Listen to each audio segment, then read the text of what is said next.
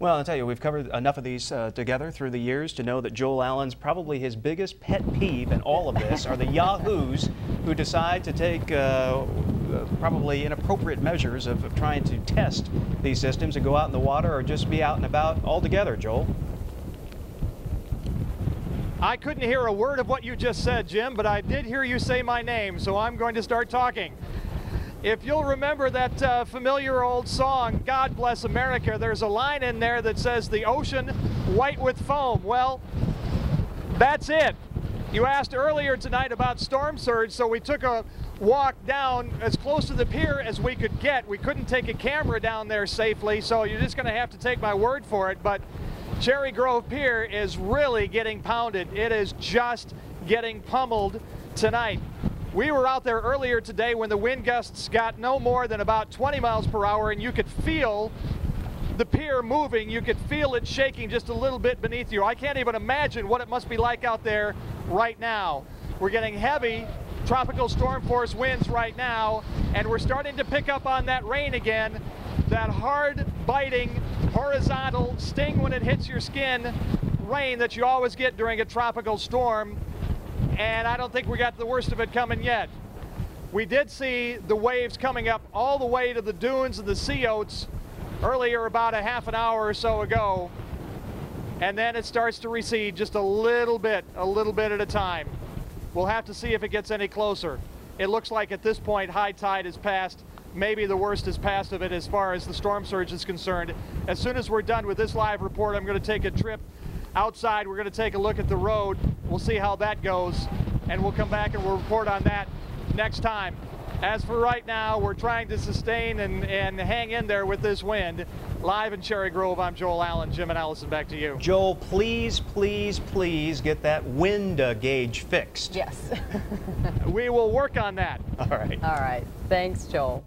As we had mentioned earlier, we have Hurricane Central up and running. It is for your questions. It has anything you need to report about the storm, and we're going to go there live now with Graeme Moore. And I understand, Graeme, you're getting some reports in about damage and power outages. Yeah, I want to bring you up to speed here. Got a couple reports on damage. We'll get to those in just a second. But first, I want to talk about power outages. I just got off the phone with Santee Cooper just about 10 minutes ago, and here's what they're telling me now. There are about 10,000 customers without power around the Dunes Resort area in Myrtle Beach. It was a transmission outage.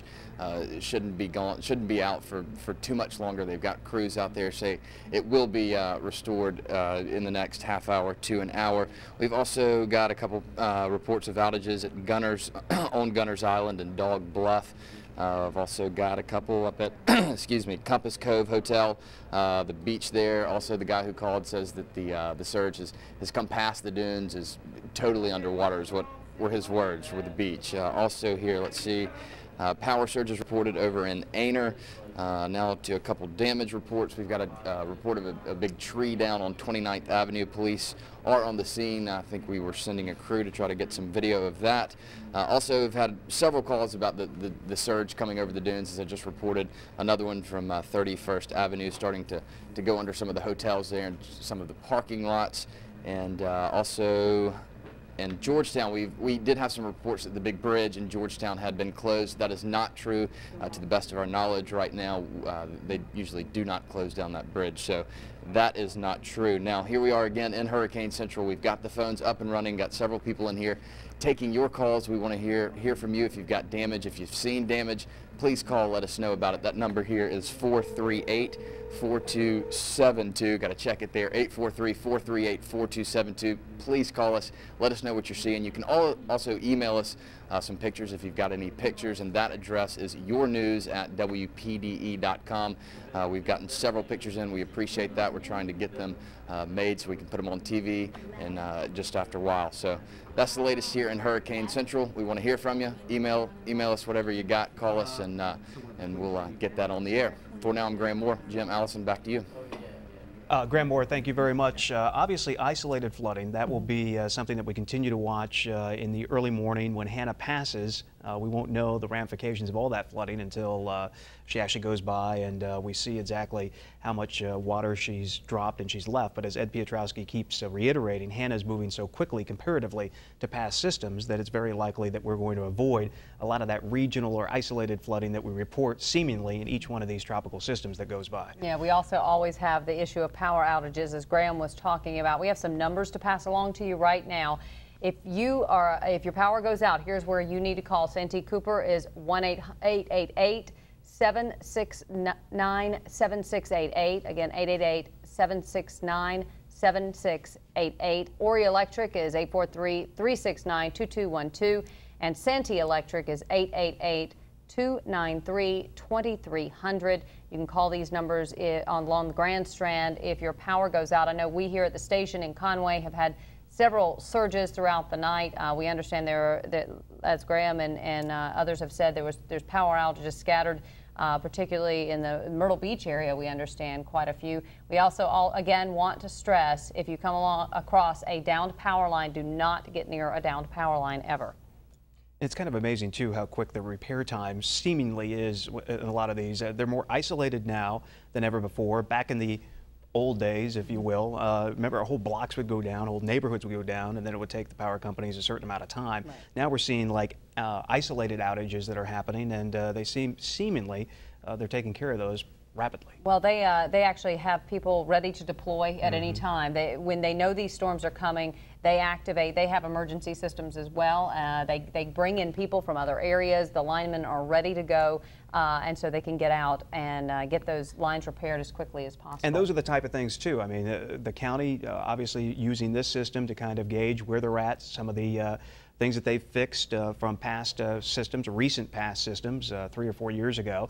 Electric companies are going to take, or power companies are going to take a look at their response times and all of this. So in a way, Hanna is providing that first kind of quasi-test of everything that needs to take place in a major storm that we've just not had since Hurricane Charley. Yeah, and all that information, of course, is funneled right through the Emergency Operations Center, which is found at the M.L. Brown Building in Conway. That is for Horry County.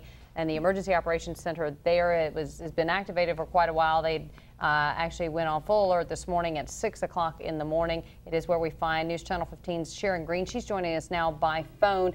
Sharon, what's the latest update from the EOC there?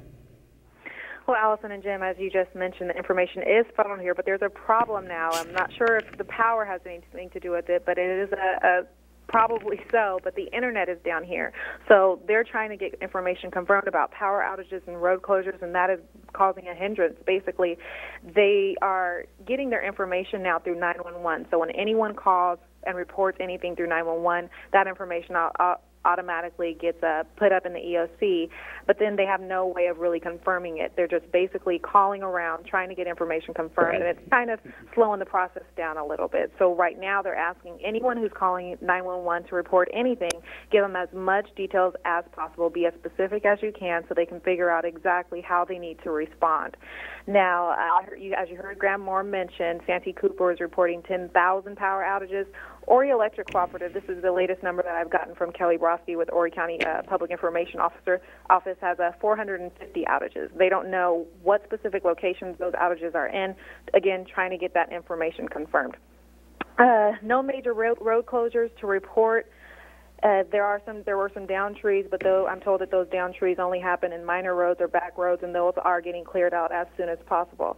A problem that the EOC is having, though, apparently, as I heard you guys mention earlier, a lot of frustrations with people still in the beach at this hour, especially now when we know in the next few hours the winds are going to be picking up. People do not need to be in the beach, so it's creating a problem for Horry County Police. They're patrolling that area, and they're actually having to go to the beach, go to the sand, and run people off the beach because it's dangerous, and they're not really understanding it. They're not really taking it seriously, which is a problem. It's not only putting their lives in danger, it's also putting the officers' lives in danger.